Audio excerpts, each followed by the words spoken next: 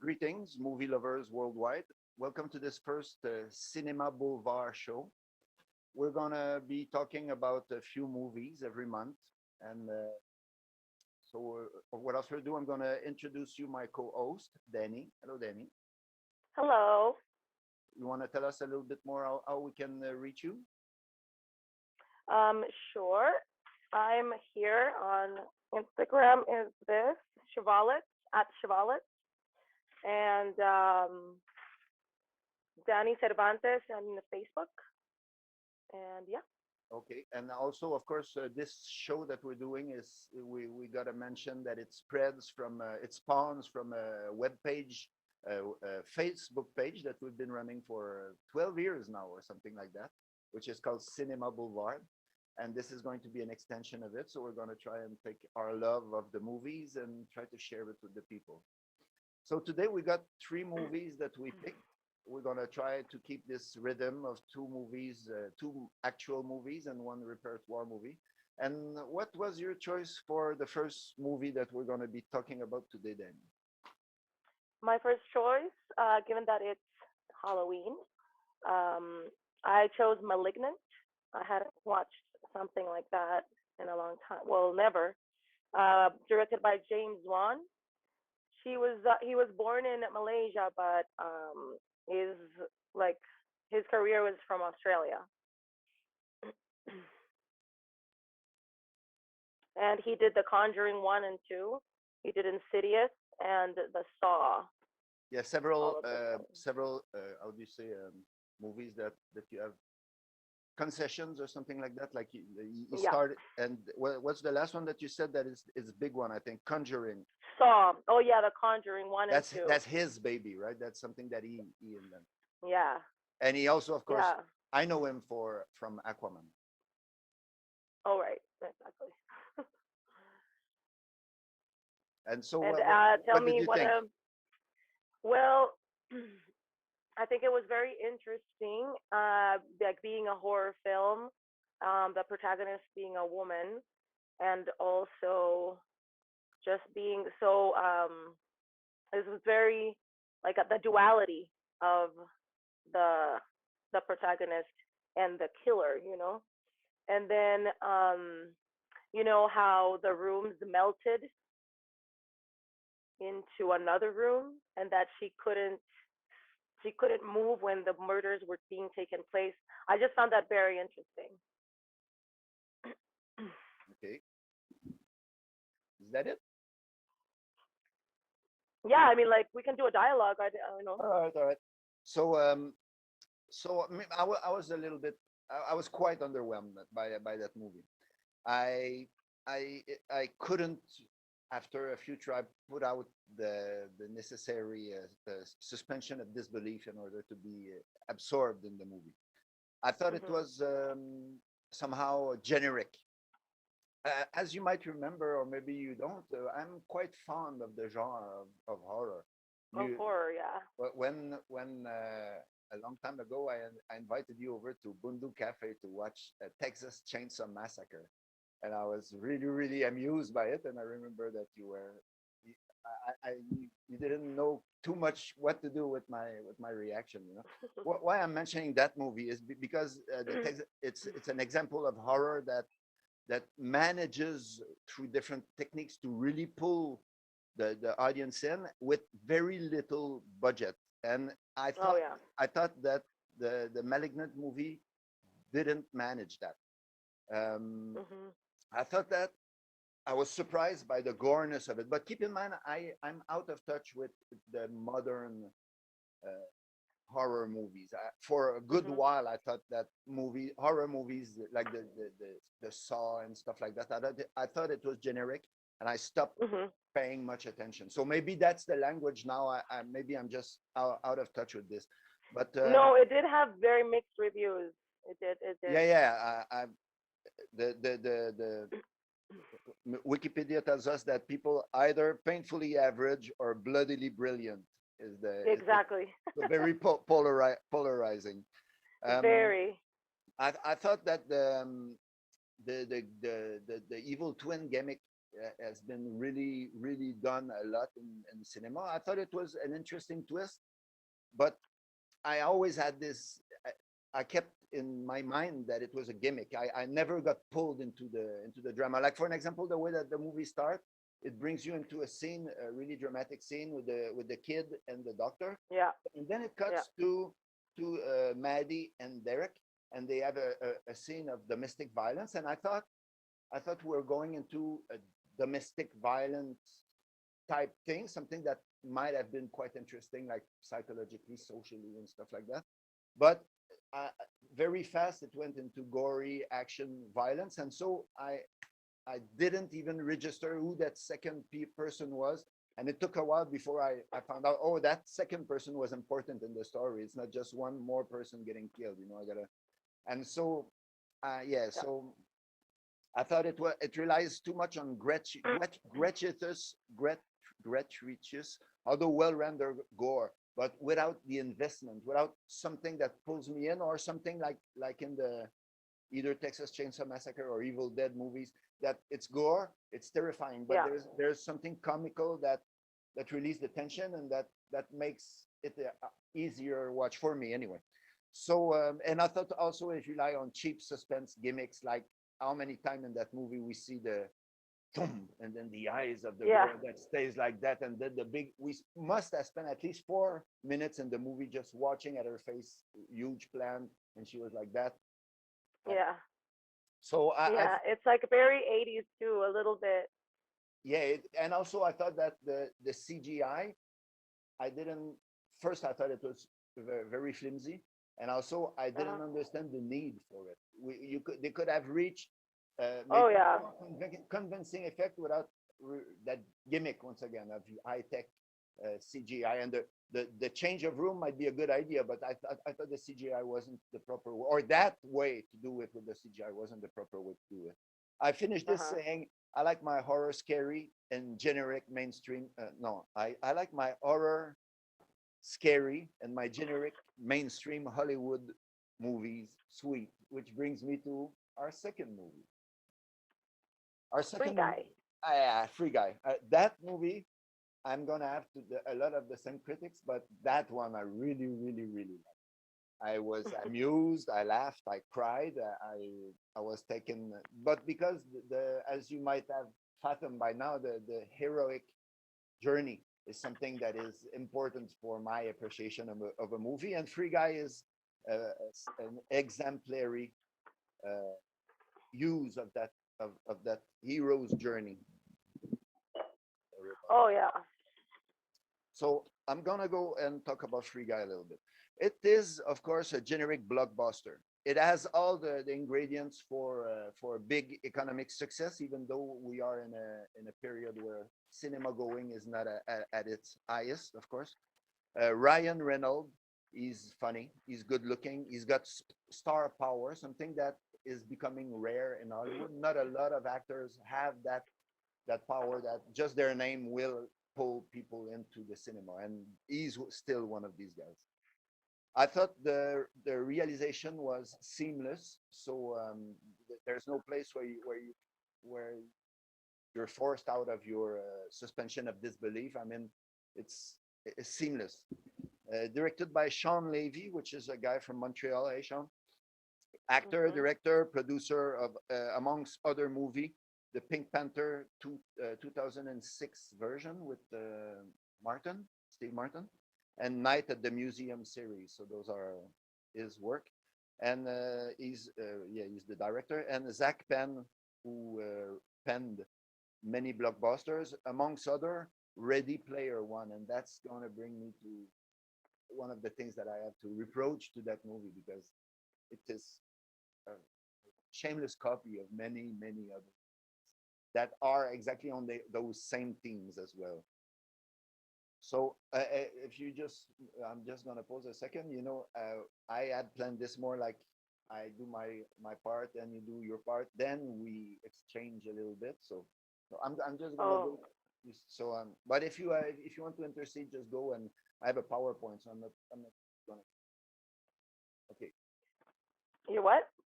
I'm not gonna get lost. So if you want to intercede, we can do this as well. Oh, right. Okay, okay. Go ahead. Right.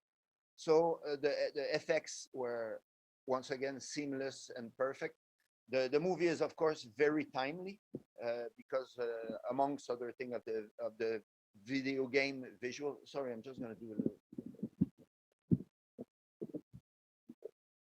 Sorry, it's not good for the show, but it's gonna.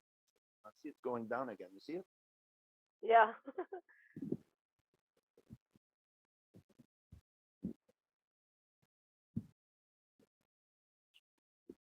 Sorry about that.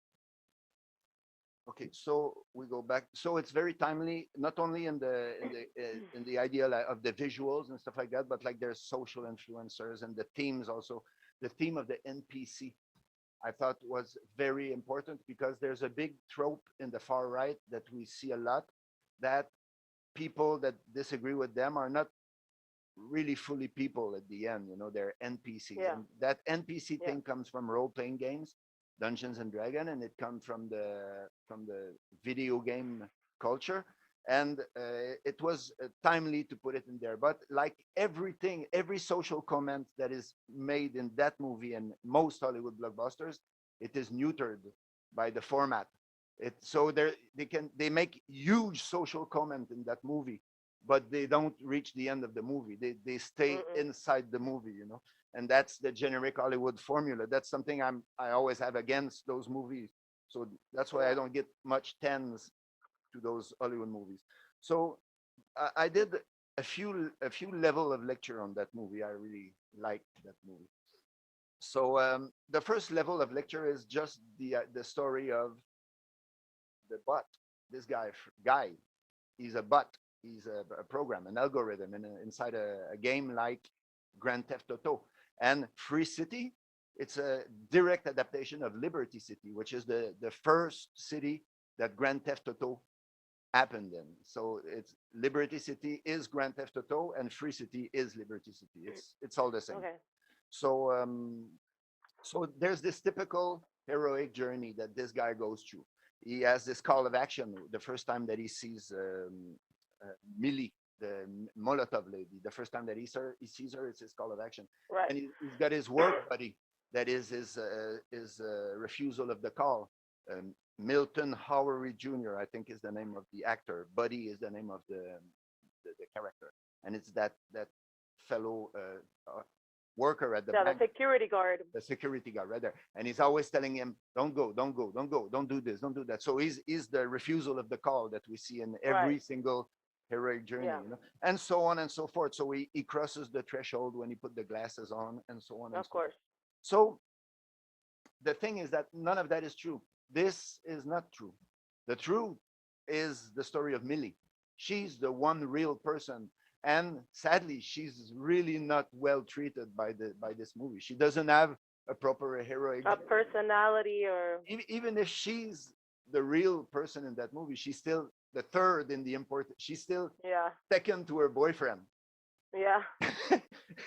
So that's another well, it's a problem. It's a format. It's a Hollywood format. So that's what it is, you know. And what she gets, and she's driven by a quest for motivation, and she's a superstar. She's like the what's the name from the guy from Apple, Jobs. She's the Steve Jobs from the operation, you know. She's the one with the vision. The other guy is Right, right, right. Bosniak, the programmer, or something like that. And at the end of her great final battle, her payoff, she get the code, and she get the love of a guy she never noticed before, Never. and now she's her love interest.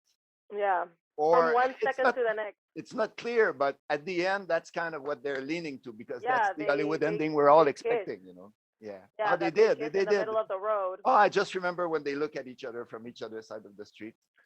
I thought that they did kiss though in the middle of like that I watched it they. 3 times, so I should know, but I'll trust your word. Oh man, I know. Actually, now I'm like, did they? Well, they did I kiss. think If they they did, did though. either they did on screen or off screen. It was implicit that they were going to be together. They were going to. Yes, Yeah, yeah. yeah, They yeah, probably didn't, but they were going to. Yeah. yeah. So I actually did not find it that funny. I was very disappointed in the humor about it. yeah, But also, I am the last um video game that I played was Nintendo Mario Brothers. yeah. So Like you're not too I much am into this culture I'm of the not into, yeah, so I'm not into, like, I didn't even know what that was, like the yeah, people that don't exist, that they just exist to be shot at. yeah. I didn't even really, and then obviously you get a feeling that, oh, okay, so Well, as the you get people pulled that are in, not, yeah, they explain it yeah, as that a, are not yeah, that are not avatars, are just codes. nothing, Yeah. in a Well, sense, not like nothing but code. Yeah. But this well, one, yeah, like just like not important in a yeah, sense, yeah, yeah. you know. NPCs, NPCs. And Yeah. another angle I thought was important in analyzing this movie was I got another old page here. Was the AI, the narration of the artificial intelligence. In cinema, we have a handful of examples, and they have been very negative ever since Yeah. Colossus 1972. And another thing, the machine always wants to mate with a human woman. And we still see that in that movie. While it's much Yeah. disguised, it's still kind of the same thing, But Yeah. I thought for a rare example, like maybe with her also from Spike Jones, in modern examples where the AI is not a nefarious presence, it's more of a positive presence. And in that movie, in Free Guy, he's the hope for a new world, So it's really something positive right there, I go back in the movie. I thought that I looked a little bit at the actor. I don't care much for actors; they're very important, but at the same time, it's the director who decides what gets on the on the film. So at the end, Mhm. the actor is more or less an accessory to the. So I don't pay much attention, but I gotta admit that in that movie, they were quite good, and I have to put a little extra for Antoine, the villain, the boss, Taika Waititi, which is Yeah. Right. by himself a very good movie director. He made one of the best Marvel movies, which is Thor Ragnarok. He's also a stand-up comic, as I understand, or a comic. He's very funny, and I thought he was very funny in that movie. In Yeah. No. No. He is a comic. Yeah. the super asshole, like he's the guy that that he's the guy we're gonna hate in that movie. But once Yeah. again, it is He does a good job. he is a complete copy of Ready Player One. I don't remember the villain, and of Tron. If you take the movie Tron, 1982, Ready Player One, and that movie, and maybe a little bit of the Truman Show, Hmm. it's we've seen that movie 100 times before. And just before I forget about it, Yeah. I was thinking of the Truman Show too. yeah, we were talking about the video game and movies. I have to push. What's his name? Scott Pilgrim versus the World. If you haven't seen that movie, you have to see that movie. And that director Uh-huh. is, I forget his name, but that director, he's fire. Well, I got him on the tip of my tongue, but I forget. But I'm going outside. So He was also, remember, he was Hitler in Jojo Rabbit. who you Antoine. mean? You mean Taiki Waititi? Uh huh. Yeah, I haven't That seen guy. that Uh movie, huh. but yeah, I know he played. It's pretty good. Yeah, it must be He was because Hitler. they put Hitler in a movie and people like it. It must be really, really good because it's a hot, And controversial I topic. also remember it was an imaginary Hitler. He wasn't real Hitler. It was Okay. the little kid was imagining him, and he was just always there. But it's a really great movie, Jojo Rabbit. I had stopped watching everything that wasn't superhero related before we started this show, so I, I I'm completely formatted, and that's another reason why I really appreciated this last movie, The Free Guy, because it's really formatted like not only like a Marvel movie, but a little bit better than a regular Marvel movie. So, but it follows the same codes. So for Yeah. me, it was already pre-digested, if I might say. So I just gonna finish this here. If the movie seems to put forward promoting liberation from the tyranny of civilization, I like that phrase, I coined it, the tyranny of civilization, with Guy's contact having liberating effect on all the NPCs and even some of the real people. If one of the solution to breaking the chains of their bondage is a general strike, If the emphasis is put on how we should treat each other with respect in this age of unprecedented social polarization, it does it within a virtual world. Another world, it sublimates the problem. It puts forth the idea of the power of the blue collar man, but it personalized it to the point of delusion. Yep. So I gave it cake. Yeah, we didn't give anything to the previous one. I didn't give cake to the previous one. You gave Yeah, of cake. course. So cake to Malignant, I'll give a little cupcake, little cupcake, but not a cake, not a full cake. and what about Free Guy? Um, that one I probably will give it a flan, Flan is cause better than cake. You have to really, rethink. Oh yeah, flan is. oh, You eat it with a straw. flan for me it's like just a little less ingredients, it's more watery. Can you make it? But no, Yeah. To me, but it's I know fancier. To me, it's I can fancier. It's I can make cake, but I can't make flan. But maybe it's all in my head, you know. Well, it's just that also it was a little disappointing that yeah, like that the code is so in love with like the Jodie Comer Yeah. from like the 1 second. It's just I know it's a code and I know that like it spawned from the Yeah, the what was that's a love his name? story. Yeah, that's a love story from the movie, basically. That the coder is what's his name? Keys. Yeah, Keys. Yeah, Keys. That Keys programmed him, so it's almost yeah. You said yeah, it's him. It's Keys all this time, Yeah. but I don't know. It's not really. And then I don't know. It's just it was like it. I did expect a little bit more humor from Ryan that I didn't really get. I think I laughed once or twice, so I was a little disappointed in that. So I'm gonna give it a less of a score. So no cake.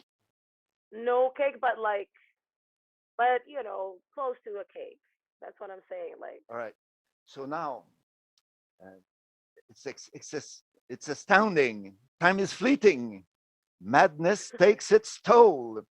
We're going to be talking about a movie that is, I think, very important to both of us. It is anyway yeah. central in my mind, and it's called the Rocky Horror Picture Show. It is our hmm repertoire pick for today, and I'm gonna let you start with it. Well, um, I it was 1975, which was weird that it even got made because it's completely different. And I read about the director that he grew up in a circus with his father. Sherman, Jim Sherman. Jim Sherman grew up in a circus because his father and mother would were 1 second. They were traveling like boxing sideshow, so he had to be there all the time, and so it. I mean, this movie was uh, just like something I've never seen before, and it was scary, but also not scary at all. Like not at all, and then it was sexy, and because like Tim Curry is just amazing. I don't think anybody would have done a better job than Tim Curry. Did you ever watch that remake they made? No, No. Okay. there's a remake. Yeah, there's a remake with a trans. I don't know how to address the subject so much, but with a trans person, and it's been made, I think, 2, 3, 4 years ago, something like that. Wow.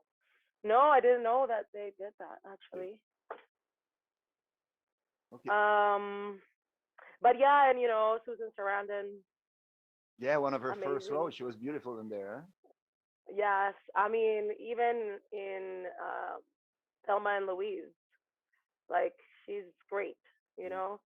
And yeah, and then Meatloaf appears out of nowhere. So it's like Incredible. Out of a freezer. yeah, yeah. So it's just like a surprise after surprise. The music is amazing, all of it. Um, so yeah, and it does remind me a little bit of Twilight Zone. That you're just a little bit normal, and then everything is like completely different. Did you ever You know? watch it? Did you ever watch it at the movie theater? No, never watch it live. No, Oh, okay. I know. Well, Maybe, I've been in very underdeveloped countries. yeah, well, not recently, so maybe you're gonna have a chance if this COVID thing finishes at some point. You know, just saying, Montreal have the biggest, how they say, set or people group, whatever, the people, the biggest event in the world on or the of the Rocky Horror Show is in Montreal. But in the last 2 years, they haven't been doing it really. But in the previous years, they do it at a huge movie theaters. There's lineups. It lasts like 4 days, three Wow. representation. People go dressed. They have how they say drag queen making the animation. They make a costume. Uh, I don't know how to say the contest and stuff like that. It's really something. So yeah. Nice. So yes, the Rocky Horror Picture Show was a baby from Richard O'Brien. Richard O'Brien he's a songwriter. He does a lot of things, but he hasn't done those things outside before of the Rocky Horror Picture Show so much that we have much trace of it. Like he didn't have record as far as I know. But this he comes out of seemingly nowhere with these songs, and this movie is on a cinematographic scale. It's a terrible movie. It's awful. It's lemon to lemons, you know. But at the same time, it's got so much magic that it never went out of the theaters. Ever since Mhm. 1975, it's been going in midnight. First, it started at midnight movies at the Waverly Theater in New York in 1976, and that was a tradition. A lot of movies that didn't make it in the movie theater, they had a second life at that particular movie theater, and that's where the midnight movie trend started in New York. And still in limited release after 46 years after its premise. So it is still limited release by the Wow. by the I don't uh, 20th Century Fox. So the Fox, which is now Marvel, Disney, still owns this, and it's still in limited theatrical release. It's the longest running theatrical release movie, and it has a huge cult following. Oh yeah. The influence that that movie had on culture is we couldn't describe it. I mean, from fame, from there's a lot of things like the Boondock Venture Brothers, Glee, The Simpsons, uh, the Drew Carey Show, that '70s show, American Dad. It just in Halloween 2, the latest Halloween 2, they go to watch the Rocky Horror Picture Show. It's a event that doesn't have anything to do with the experience that you have when you watch that movie at home on a video, unless you got Mhm. four friends that are really into it and then create that ambiance and you're living in your theater. It's it's it's not the same, you know. Yeah. It's like reading a Bible or going to church with the big singing and everything like that. It's two different worlds, you know. It's a must at least once in your lifetime. Must You watch. have to be in that movie theater and look around you and loosen up. You loose your tie up a little bit or something like that. You know, because that's the one thing that I think that and it changed my life. I'm not ashamed or shy to say it. It's Frank. He's at the core of my thinking. You know, and simply don't dream it, be it. Be it. There you got the magical words right there. Nothing more needs to be said, you know. Just stop dreaming and start doing, you know.